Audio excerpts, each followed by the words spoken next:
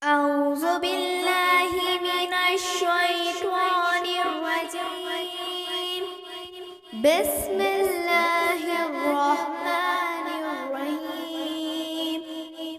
اللهم صل على محمد وآل محمد. اللهم سيئني فيه بالستر والإفاف، واسترني فيه باللباس الخنوء والكفاف، وحملني فيه على الأدن والأنصاف، وآمني فيه من كل ما أخاف، بإسمتك يا إسمة الخائفين،